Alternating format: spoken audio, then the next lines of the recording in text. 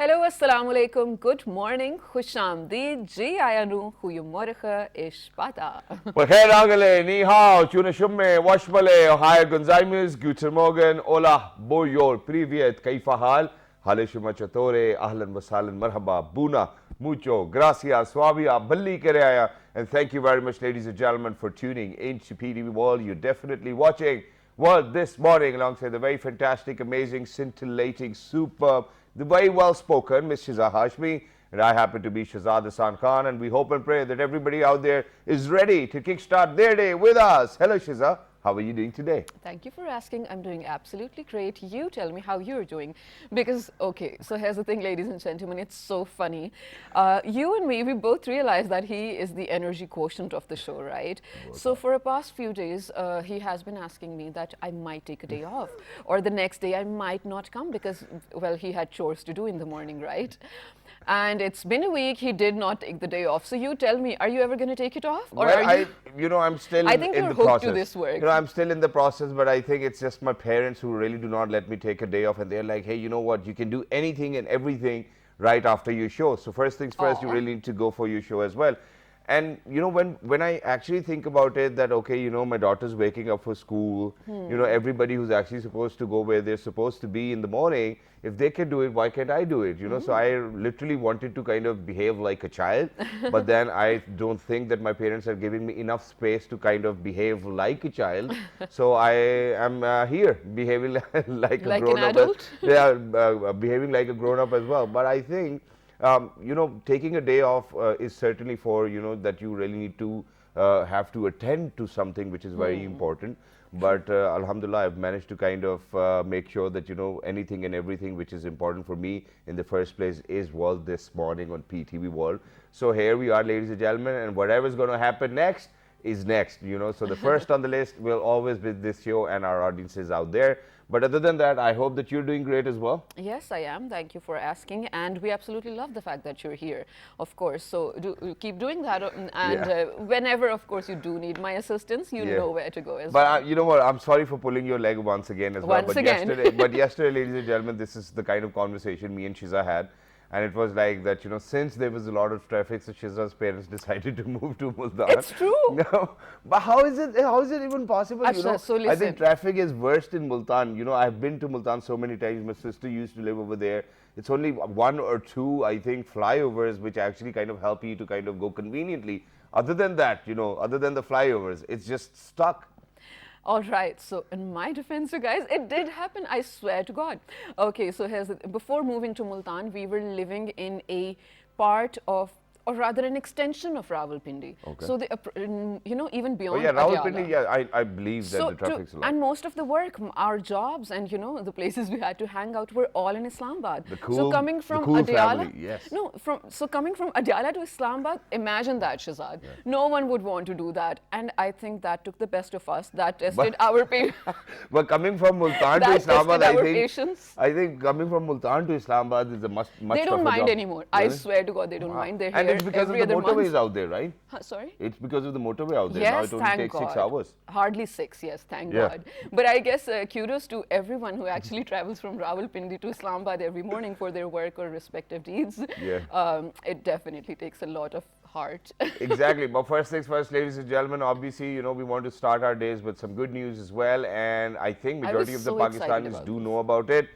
But yes, one of our heartthrobs, one of the most amazing superstars of our drama industry and film industry, Mr. Humayun Saeed. Ladies and gentlemen, the news is around that he's actually been casted in the series which will be named as The Crown.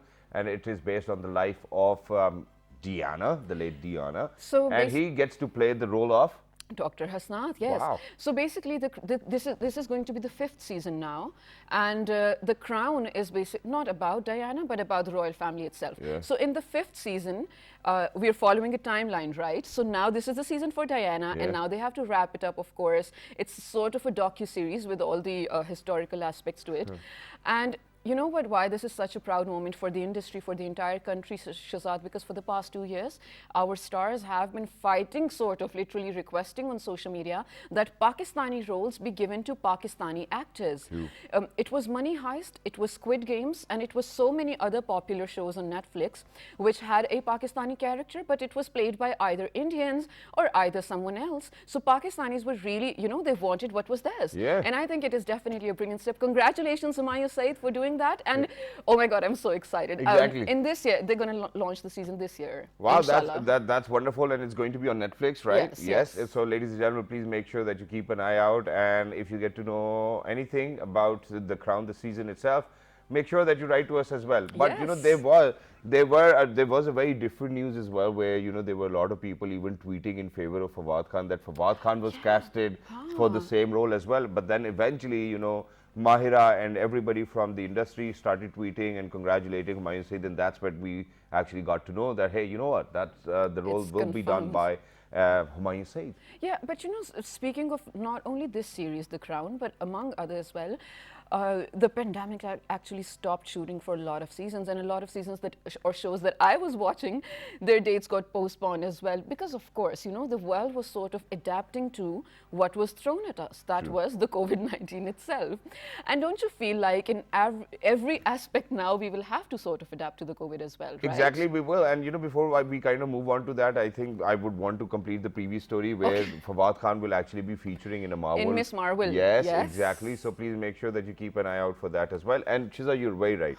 Because even now when we go to shoots, even now when we go to any other place, everybody has to follow these SOPs, standard operating procedures, which are being put in place for our safety so that people do not kind of catch the coronavirus as well. But do you think in restaurants or eating places this can ever be done? You know what? There's a restaurant in Multan which actually, and where there's a robot which serves the pizza as well. So I think we can do anything. But ladies and gentlemen, here is this amazing, interesting news which comes from all the way from China, where the 2022 Winter Olympics are going to take place. Go ahead, take a look, and we'll let you know what's happening. So imagine robots all over the place, and that too amidst the Winter Olympics. Let's take a look. Yes. All right, you want to so share? in Beijing, of course, in 2022, right, the Olympics are going to be held. And for the food services this time, this is the mechanism on your screens right now that they're going to do. So there's not going to be any person is engaging with the participants, of course, to avoid any sort of spread of the virus itself. There's going to be machines. The burgers or the food is going to be electronically produced. Oh my God, imagine that. But yes, and then served electronically as well. So this is minimal human contact, and hopefully it will save a lot of lives. Oh, that's wonderful. But having food all by yourself, I think, is a difficult task as well. But whenever isn't it I'm fun? having food, It's so cute. yeah, it is cute. And because the first visual was of the robot making a burger, I don't think that athletes might be interested in having burgers as well. True. Because they really need to perform. But obviously, I think that's a great initiative by the Chinese government itself to make sure that they're going to protect all of those people participating in the Winter Olympics 2022. Right, and like I said, we have to adapt to whatever the pandemic is bringing. So the new normal is here. There's no other way. It's here definitely, and along with you guys, I think all of us are together learning what the new normal is and how to go by it.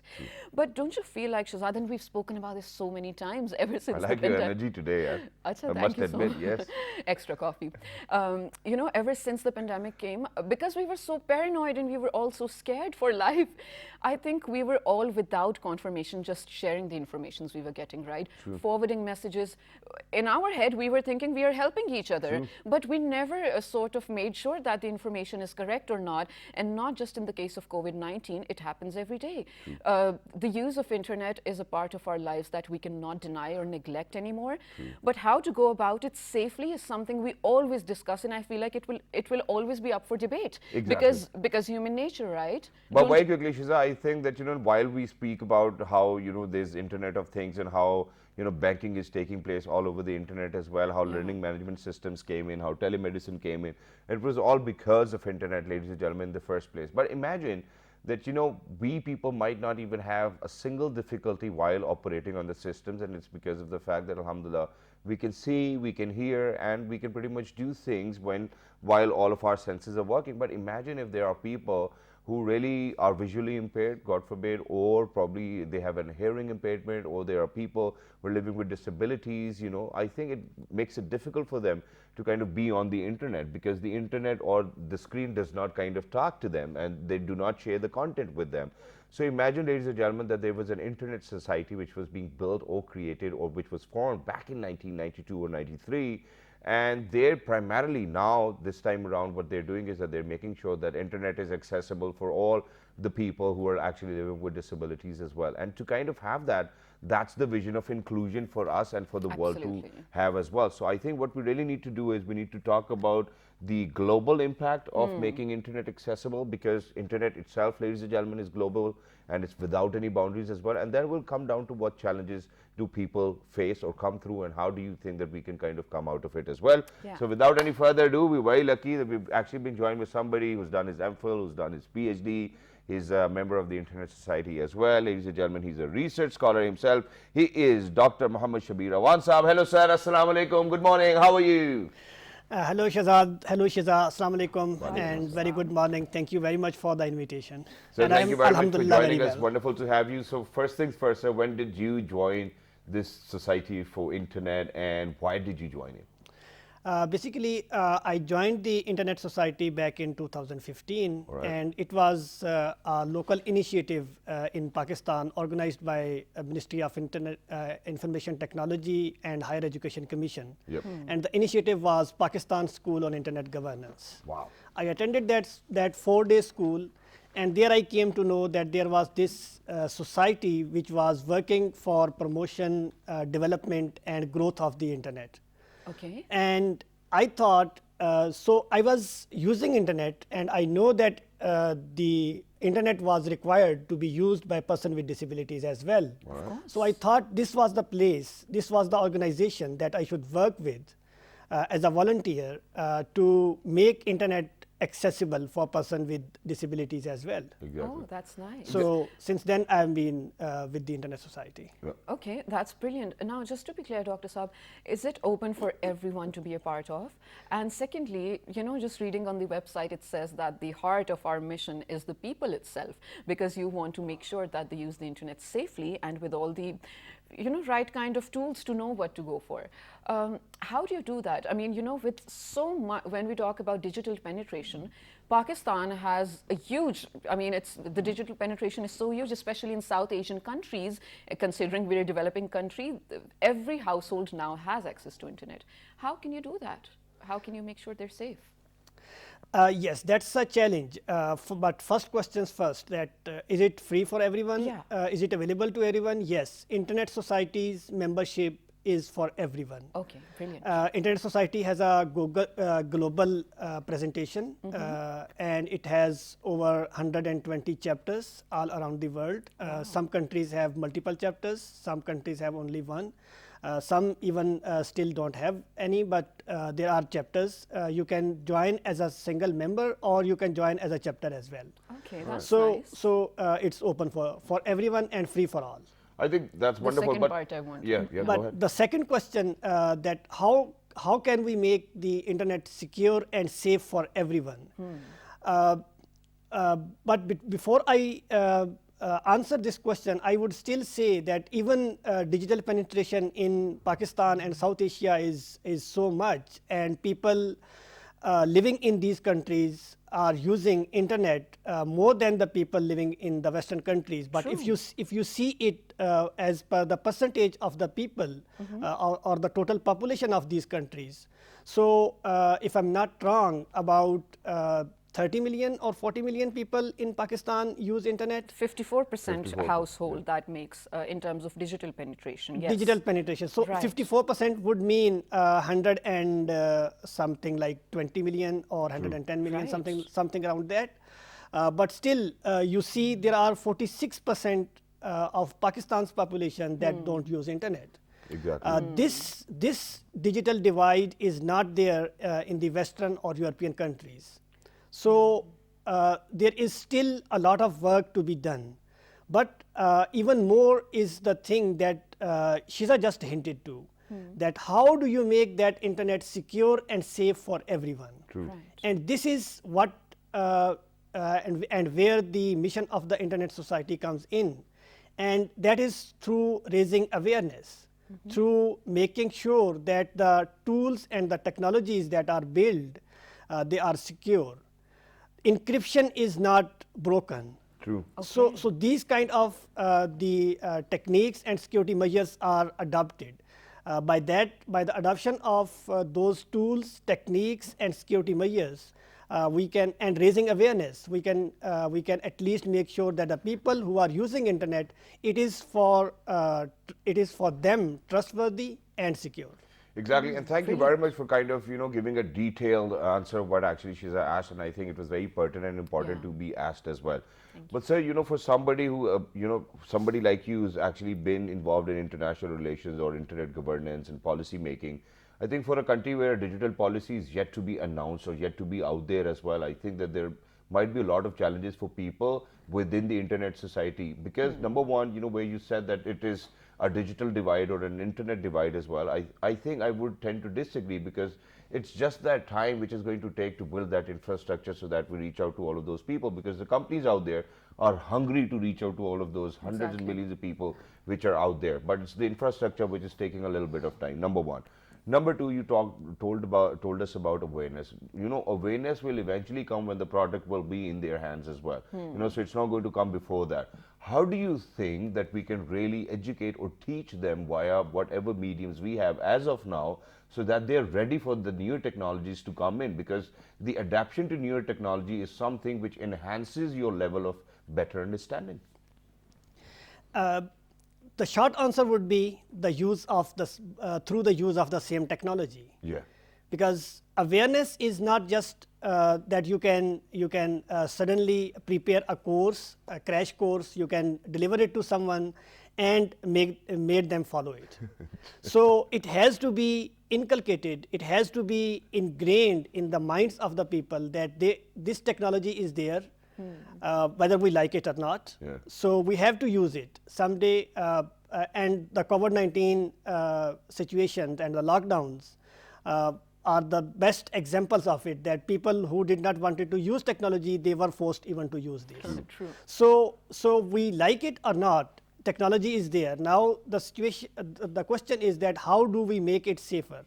So I would say that we use these same technologies where if YouTube can be used to send some recipes across, to make videos, to raise awareness about information, news. So same information, same security measures can be produced and disseminated through YouTube and other channels. Exactly. But sir, my point over here is, for example, let's talk about 44% of the population who really do not have access to internet in the first place. Yes. So the existing technology for them is a SIM card cell phone. And how do you think that they can learn about YouTube or any other thing, or the Internet of Things as well, while being on their cell phone? Because they might not even have a laptop. They do not even have smartphones. Yes, people do not even have smartphones, and people do not even have phones in different parts of the regions. So, and I would disagree with your earlier point that technology would ingrain and it will make its way. What you asserted, Shahzad, in your earlier point, that it will make its way. It's because it's there, because companies have and they want businesses. True. Yes, I do agree. But where do you disagree then? Where do you disagree then? I disagree from the point that companies, the businesses, they want to have or invest less and they want to earn more. Okay. What would you say about a village who is at the footprints of K2? Yeah. Which business would like to want to go there? Satellite phones. So satellite phones. So the cost of satellite phone, you would know it better than I do. But they're using them, no? That's what I'm saying. Yes, they are using, but a person who is very hard pressed to earn his bread and butter from morning till evening, how would he or she afford satellite phones? I agree to that. So affordability of the technology and ensuring that every person can use it safely and securely should be the aim of any venture that is run there. Okay. your second question was about that how do we make it possible?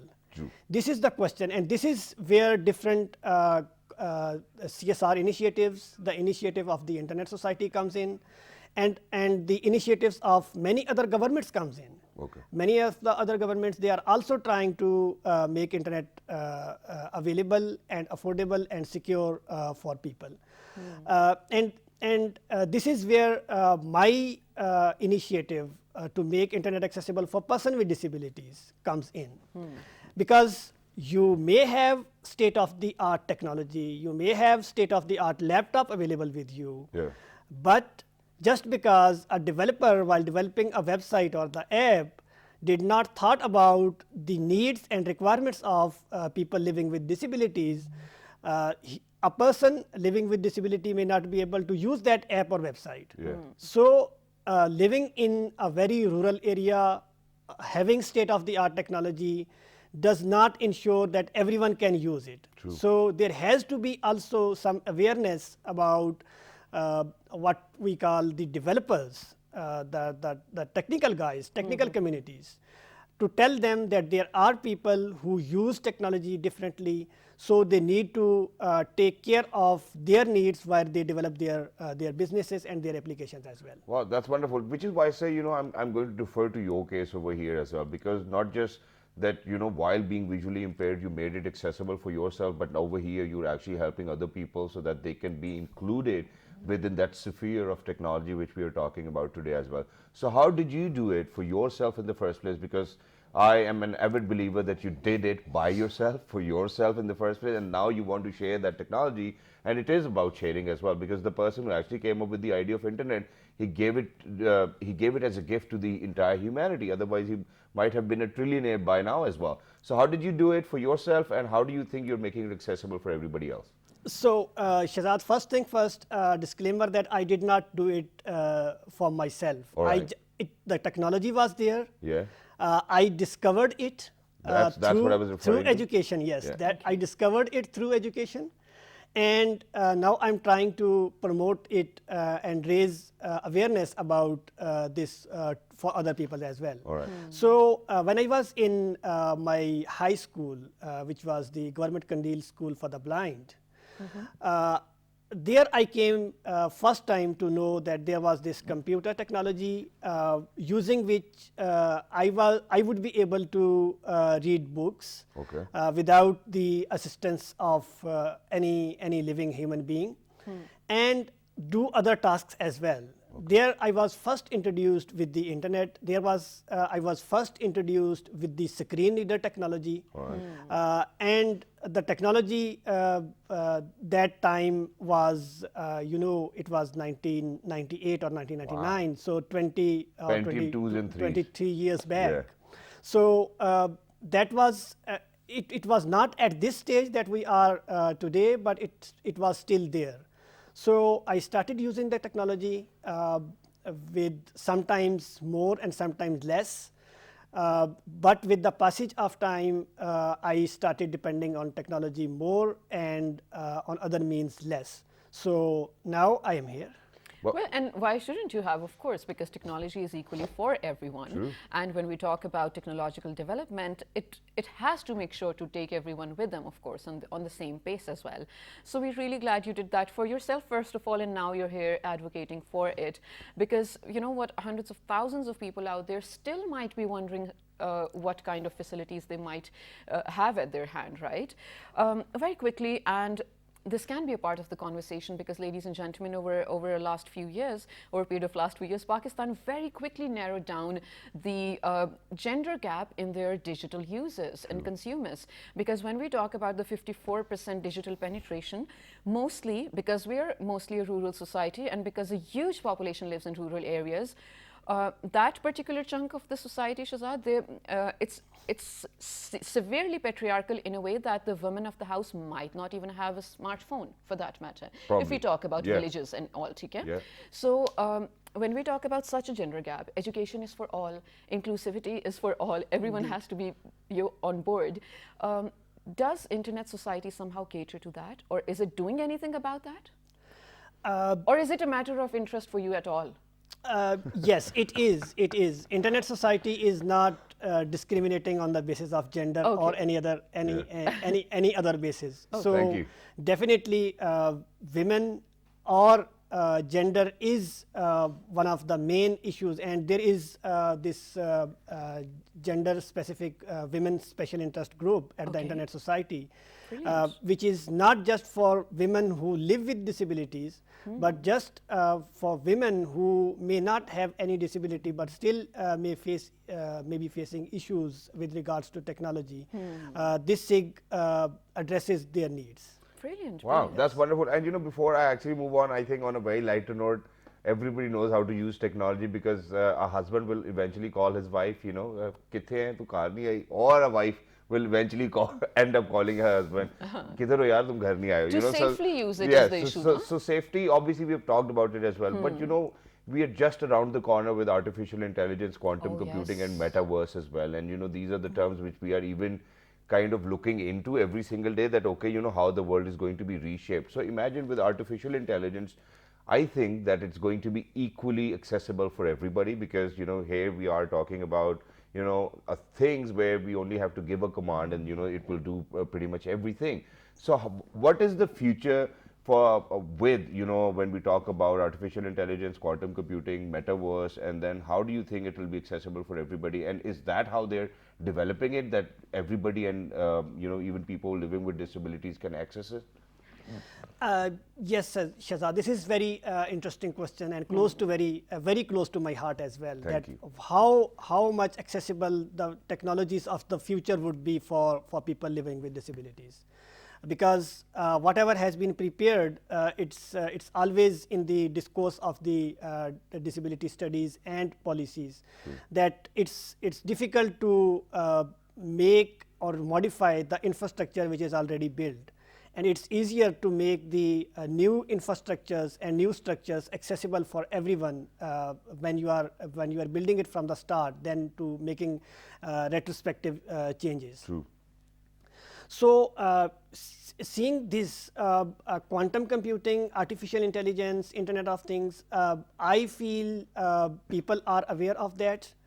There are a lot of global initiatives which are raising awareness about the needs and requirements, and also of the issues that may be there in the technologies and for people living with disabilities. Wonderful. So these technologies, I'm sure, would be accessible. And one initiative, if I may mention, Sure. would be the initiative of Web Accessibility Initiative, is the World Wide Web.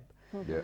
And this initiative basically produces some guidelines for the developers and for the businesses in the industry, which is called the Web Content Accessibility Guidelines. So any developer who wanted to make any website accessible, any application accessible, or any of the future technologies accessible, they would just need to look at these guidelines, Web Content Accessibility Guidelines, and they would find that how would they be able to make these technologies accessible for people living with disabilities. Wow, that's Brilliant. wonderful. Thank you so much for being with us, Dr. Muhammad Shabir. This was, of course, really, really informative for us, and likewise for our audiences as well. Thank you for being so learned. Ladies and gentlemen, we're heading out to a short break, but it really makes me think when Shazad said that how in the entire face of the digital media or the internet itself has changed, but that also makes you question, Shazad, how much control that is going to give into human hands. For example, when we talk about metaverse, an entire different universe, sort of. I mean, it is a sort of a universe, right? Beshak digital it is, but we're operating in it, and it does give you a lot of control to do things. For example, people were getting married on the metaverse, people were being invited, dancing, whatnot. Even one woman reported of being harassed on the metaverse, which means the users or the consumers have a huge amount of control in it. Don't you feel like when we're headed into the fifth industrial, revolution whatsoever, we do need some sort of a unified vision where humanity can actually move forward without harming things in its way, right? Exactly, and I think that's the way forward as well. But because Shiza, ladies, when we talk about how regionally, we are divided in boundaries and with borders and whatnot, I think metaverse would certainly be a life that too without boundaries, where everybody can kind of express with whatever they want as well. So, ladies Okay. and gentlemen, the future is bright. Please make sure that you educate yourself and equip yourself to be to be a part of that bright future as well. Because if you're not going to educate yourself, I don't think that you will be able to gallop the horse of technology. So, with that, ladies and gentlemen, we're actually heading out towards a short break, because when you guys will come back, this is all about having a vision, or having a visionary who can actually bring about a change in the society and the community as well. So, how do we kind of have a goal set towards the vision which is going to be beneficial for the rest of the world, is something we'll be talking about in the next segment. Don't go anywhere, because we will be right Back. Stay tuned. Good Good morning. morning.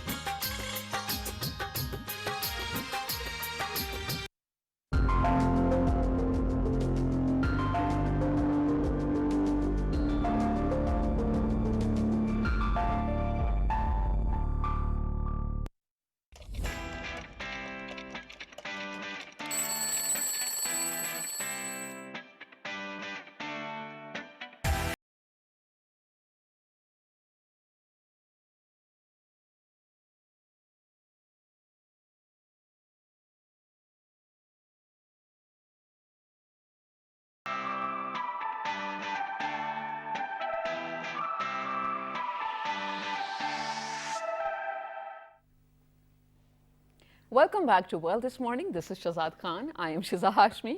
I want to say Wow, your very favorite that host was for new. every other morning as well. Ladies and gentlemen, Shazad said in this segment, we're going to learn and rather talk about how to set a vision for something particular and how to actually go follow that. I struggle with it, Shazad. I don't know how to do Everybody it. So does, because we've been talking about this sentiment where your parents will always be like, "Beta, kuch bada karo," but they would never be like, "Okay, take these steps, and then eventually you will have greatness in your life as well." And what is greatness? But, ladies and gentlemen, I think we're going to keep that debate aside, because today we're talking about a vision, and that too by a person which can bring good to society. And for that, we're very lucky that we've actually been joined by that visionary over here in the studios with us, who, with his words, always make sure to spell a cast of magic as well. Ladies and gentlemen, he's an author and analyst himself. He is Mr. Samauddin. Hello, sir. Assalamu alaikum. Good morning. You look lovely. Assalamu alaikum, Shazad. Thank you for the compliment. It's my pleasure to be with you this morning. Thank you very much, sir, for joining us. Wonderful to have you. But, sir, whenever we talk about visions, whenever we talk about people who are visionary, it was just because of the fact that that their course of life actually brought happiness to a lot of people, and that it did good to people. But to have a vision, that too, because I know that there is a percentage of people who know what they want in life, and they make They're sure so that they are lucky. not going to succumb to all of those problems which will occur in their life, but rather, set an environment for themselves where they will be creating an opportunity for themselves and then other people. How do they do that? That's what we are asking today. I'm here to learn. I think vision is beyond knowing what you want to do.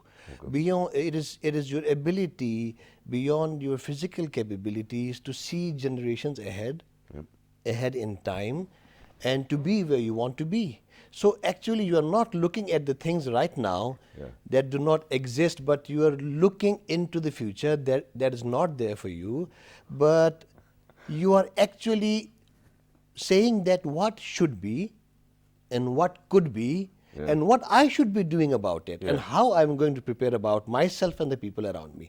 So when we talk about vision, it is like bigger than the person himself. Now, if you allow me to explain it, when I say bigger than himself, it means that the situation is at odds, the environment is not in their favor, but still the person has particular desire to steer himself in the direction. Now, if you expand this desire from an individualistic level to the level of a society, level of a community living in a society, level of a nation living in a country, it becomes vision. True. So vision is there to steer you from point A to the point B. But problem happens if you are unable to see the point B. So you cannot strategize your move, you cannot plan it, you travel from point A to point B unless you see it. And the capability to see it is vision. Now you said that you come across various problems because the turbulence in the life, it doesn't allow you to focus on that vision. Exactly. So there is one thing that actually kicks you in that direction. It pulls you, it pushes you, it steers you in that direction, and that is your motivation, your energy within you. So I think you have to keep that fire alive to drive you towards your destination. Yeah. Right, as always, very brilliantly explained as well. But does this mean, Mr. Sabha, that a vision always have to be grander, or it has to be from a or operate in a larger Or realm? larger than life. Yeah, does it always have to precede your generations, or can it be something that I can do for this part of my life only? Short-term vision. Yes, you can have, like you can set a vision for maybe what you're going to do 1 year ahead of you, a short term, a Is that called mid-term, a vision, long though? term. But what I refer to vision is, a person Okay. sitting in a prison cell on Robben Islands, incarceration for years and years. Yeah. He comes out, he is able to establish a multinational, multi-ethnic government. He becomes the first black president. That's People like Nelson Mandela. Of course, of course. And in our context, if you see the situation when Pakistan was coming into being, the circumstances were impossible for Pakistan. Nobody was saying that Pakistan, it can really happen. But there was a person who had this vision, who was looking ahead of the time, and he was able to establish and give this country to us. So that is vision. Now, one thing is common. Maybe this vision is on individual level, or maybe a bigger level. Okay. It is for the benefit of The community. the community. Exactly. Okay, So it's not for the benefit of that particular individual who actually has that vision, right? That's what you're referring to. Sometimes people in the business, they also say, we have a mission, and then, this business has a vision. Mission statement, vision Yeah, statements. but when you say how you translate this vision, they say it manifests into profit. True. It manifests itself into more benefit to the people. So when I say benefit, then it hasn't to be to a very confined to a very small group of people. It has to be for Grander the than larger that. people. True. That's wonderful. And thank you very much for explaining it so wonderfully well, because I think our audiences out there in 46 different countries will 100% agree to it. But sir, how do you know that the vision you have, or that the vision or the aim that you're chasing will actually hit the target? That's one thing which will always make sure that that's going to make you stumble upon a bit as well, because you're never sure what the future is going to hold for you. All you have in your capacity is to pursue it every single day, and that's what the greatest people have done. You talked about Nelson Mandela or any other celebrity of that sort as well, talking about Ronaldo, because people said that as you grow older you might not be able to play football, but he's getting better every single time. So he's contributed to that game itself.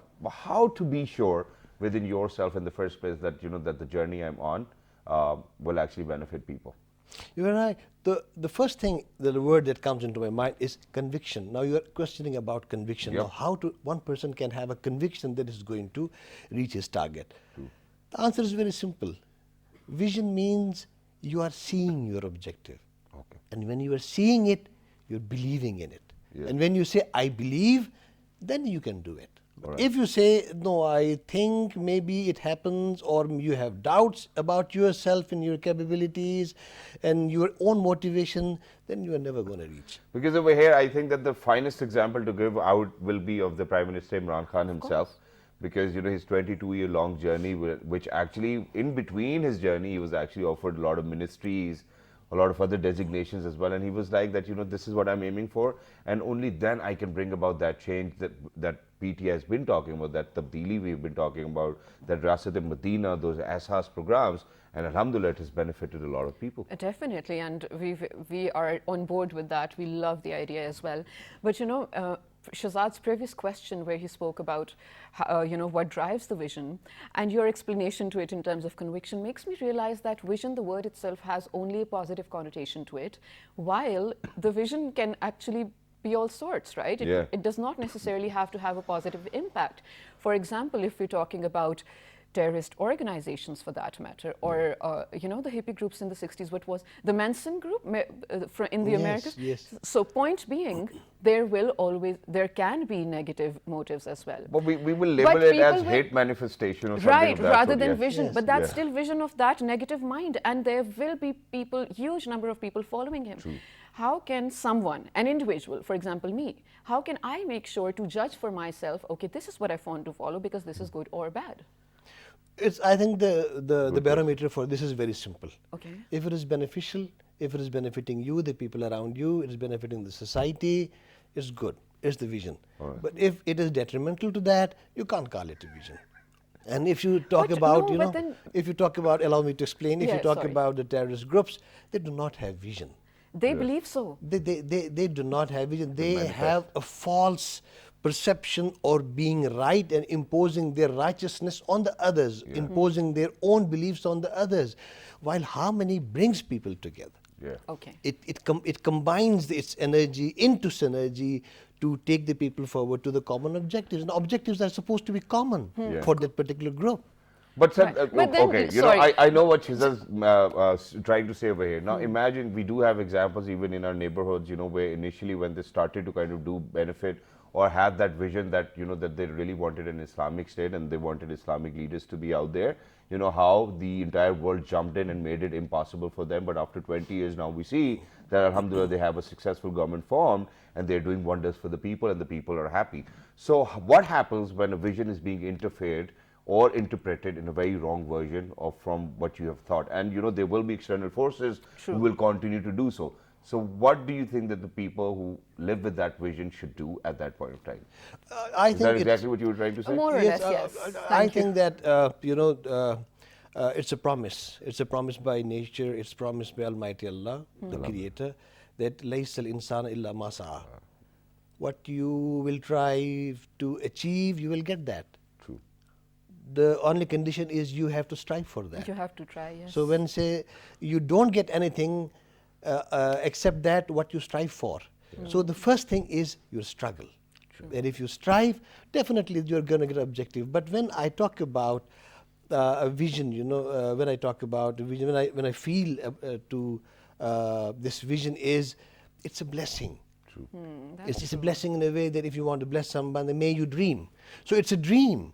So it's a dream. A person first, he makes that thing in his mind, and then he develops this conviction, starts believing in it, and then he tries to pursue it, and then he follows it. So I think we should bless people that may they dream, may they dream beyond their personal capabilities and capacities to pursue those objectives. That's such Exactly. a nice thing to say. No one ever wished me that. Yeah, and it's really important. And thank you very much for saying that, that the people really wish to have a lot of other people in their life. Likewise, a lot of people love to have a lot of other people in their life whom they love as well. And the struggle is there, and they struggle with that as well. And that eventually, those people do not end up with you in life just because, they didn't have the same amount of love for you, right? Or the You know, vision. so this is something which everybody needs to kind of accept in life as well. But when you have a vision, I think the most compulsory component of having a vision is to have that drive in the first place, and then that conviction. But against all odds, you know, no matter what happens, if the people are with you at that point of time or not, because they cannot see what you are thinking ahead of time, how do you think you need to have that patience within you that, okay, eventually everybody will come around? I think that's where we want to wrap it up. Because people will not eventually vibe with you at the same time, or they might not share the same vision, but eventually what you see will benefit them in 10 years, 20 years. They're short-sighted, God forbid, I don't want to label anybody, but how do you keep on going that, okay, eventually they will come forward? I think that's what Allama Iqbal prayed to Almighty, that, oh Allah, give what I see, my sight, my vision to the people around me, to the young people especially. So this is the biggest challenge. True. You can't show what you are seeing to the people, and that is, you know, the quality of a great leader, a quality of a great person who actually makes it easy for people to understand. Maybe he's not able to interpret what he's seeing, but he's making it easy. So I think we should make things easy for people to follow. Wow, that's wonderful. Thank you very much, Mr. Sabauddin. You know, every time you're here, you actually light up our mornings as well with a lot of energy and with some good vision as Pleasure well. is mine. Thank you very much Definitely. once And he again. makes us believe that it's really so easy to sort of achieve as well. But ladies and gentlemen, I tell you, to be a good person, it's easier said than done. Definitely, it's a struggle. And I hope all of us succeed at it. Till the next time, take care. We'll see you tomorrow at the same time, inshallah. Inshallah. And keep writing to us on our social media pages. 1, 2, 3. Good morning.